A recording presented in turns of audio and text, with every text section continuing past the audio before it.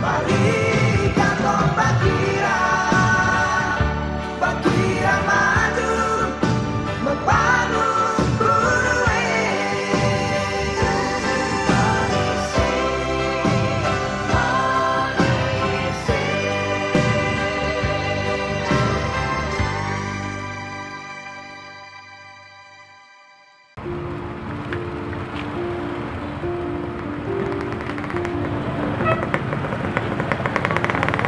Sudah 20 tahun, ini rutinitasku setiap hari.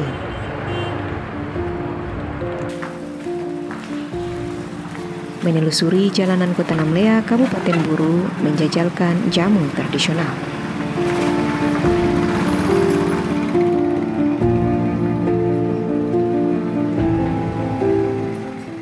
Namaku Sudarmi, yang akrab dipanggil Bu Le. Mencari nafkah dari berjualan jamu menjadi kegiatanku hampir setiap hari.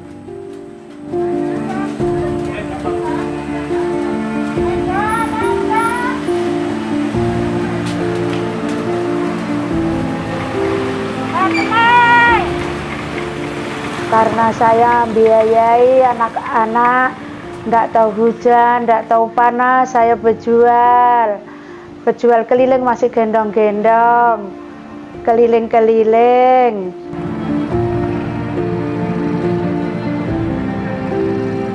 Tahun 1994, 94 di Ambon. Mulai pindah ke sini tahun 97. Di sini masih hutan, belum ada orang. Di pasar itu masih jadi SD Naskat. Waktu itu belum ada orang. Saya juga masih gendong-gendong. Waktu itu saya bantu-bantu orang sore karena biayai anak-anak sekolah, dan anakku juga masih kecil.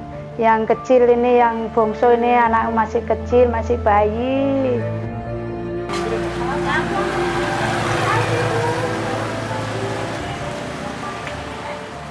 Aku biasa berkeliling di seputaran pasar dan jalanan Kota Namlea, menjajalkan jamu kepada para pelangganku. Jamu saya ada 2 macam. Saya racik sendiri, dan kalau ada kekurangan saya bisa beli jamu-jamu bungkus untuk melengkapi perdagangan kita biar orang beli tidak kecewa. Perlengkapan itu saya kadang utang, nyaur bawa, minta paketan yang jamu dari toko, dan yang jamu herbal biasa saya racik sendiri.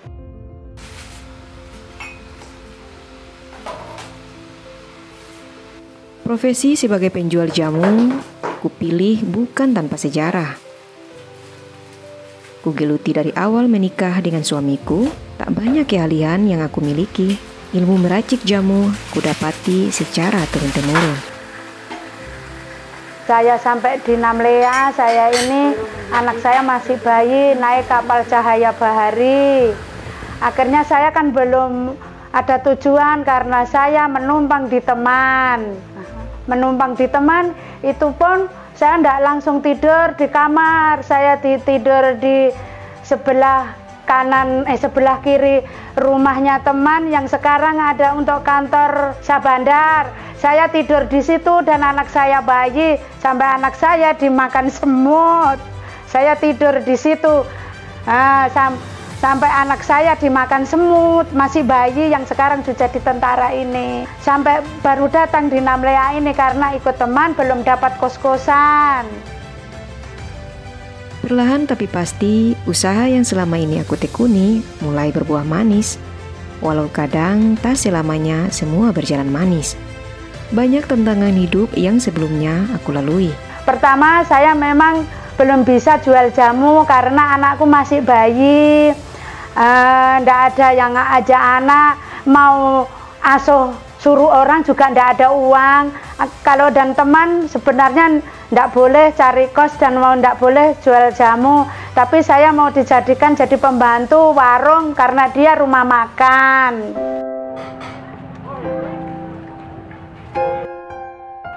Zaman boleh berubah, tapi jamu tradisional tak pernah kehilangan penggemarnya. Bagiku, Berjualan jamu tak sekedar mencari nafkah untuk bertahan hidup, tapi juga sumbangsi untuk terus menjaga warisan budaya lokal. Ini saya cuma akan menyampaikan kepada anak-anak seluruh Kabupaten Buru, saya jual jamu ini jangan dianggap enteng, jangan dianggap sepele. Ini juga untuk membantu menyehatkan masyarakat, membantu ibu-ibu melahirkan, membantu keluhan-keluhan yang diperlukan anak-anak sekarang. Jadi jangan dianggap enteng. Jadi syukur alhamdulillah dengan adanya saya jual jamu, syukur alhamdulillah anak-anak saya juga sukses. Saya untuk masa tua juga saya sudah punya akses. Sekarang ini kita meskipun susah, senang, kita harus jalani. Meskipun susah, kita yang penting harus bersabar, harus tawakal, sukses untuk masa depan. Dikenal sebagai kota penghasil minyak kayu putih, sekaligus salah satu kota yang memiliki pesona keindahan alam yang memukau.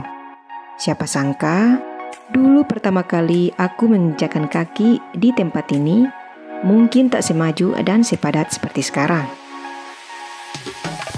Waktu itu saya sebelum jual jamu, saya ini di Namlea, habis di Namlea karena saya mungkin hidup saya agak setengah mati.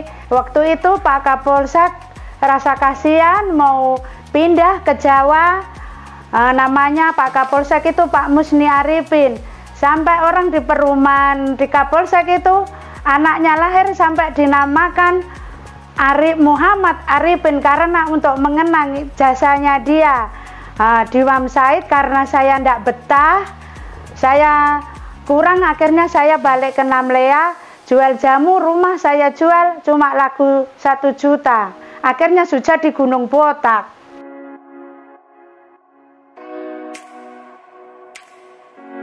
Usaha yang kugeluti dengan semangat dan tekad yang bulat ini sudah banyak menghasilkan bukan hanya untukku dan keluargaku, yang berawal dari semangat juga kegigihan untuk merubah nasib dan jalan hidupku, yang mungkin kelak bisa menjadi aset di masa tuaku besok hari nanti.